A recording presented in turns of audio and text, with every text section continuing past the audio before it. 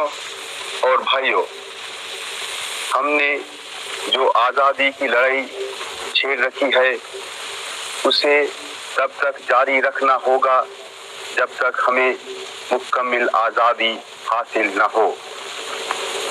दलादली, बहस मुबाहस और विभिन्न मतभेदों को भुलाकर विभिन्न दिशाओं में बिखरी सारी ताकत जितना शीघ्र हम केंद्रित कर सकेंगे उतना ही जल्द हम आज़ादी हासिल कर सकेंगे।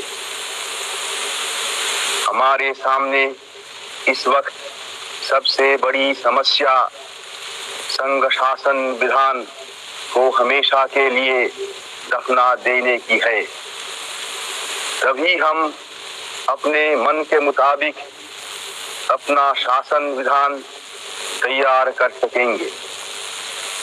वर्तमान शासन विधान तो हमारी मर्जी के खिलाफ साम्राज्यवाद को मजबूत कर हमारी गुलामी की जंजीरों को और मजबूत करने के लिए बनाया गया है।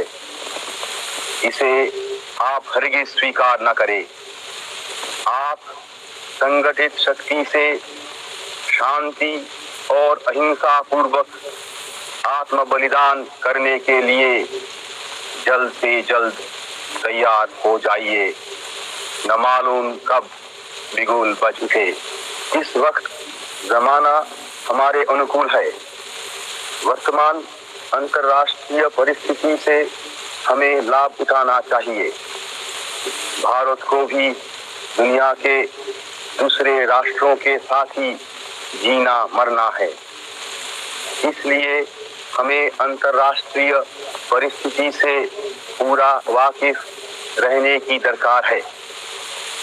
अभी तो हम इच्छा रखते हुए भी हिंदुस्तान के बाहर उपनिवेशों में बसे हुए अपने भाइयों की मदद नहीं कर सकते। वे भी हमारे ही खून है। हम उन्हें भला कैसे भूल सकते हैं। भारत आज चिरकालीन शोषण के कारण दरिद्रता की चक्की में पीस रहा है। महामारी आदि बीमारियों का भारत घर हो रहा है। निरक्षरता अभी फैली हुई है।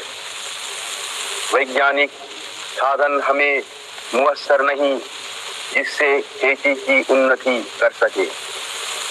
दो शाम रोटी मुहाल है।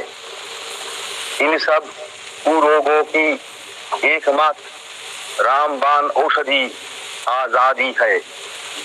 वो राष्ट्रीय एकता पर निर्भर करती है। असंगठित और कमजोर रहना पाप है। गुलामी सब कष्टों और पापों की जड़ है। अब गुलामी की जंजीरों को तोड़ने के लिए एक दिल एक प्राण होकर कटिबद्ध हो जाइए। हिंदुस्तान अब गुलाम नहीं रह सकता और न कोई ताकत इसे गुलाम रखी सकती है। हाँ, हमें स्वतंत्रता का मूल्य चुकाना होगा। आप इसके लिए तैयार हो जाइए, जिससे यदि हम गुलाम हिंदुस्तान में पैदा हुए हैं तो स्वतंत्र हिंदुस्तान में जीवे और मरे। तभी आज़ाद हिंदुस्तान दुनिया को नए नए संदेश दे सकेगा।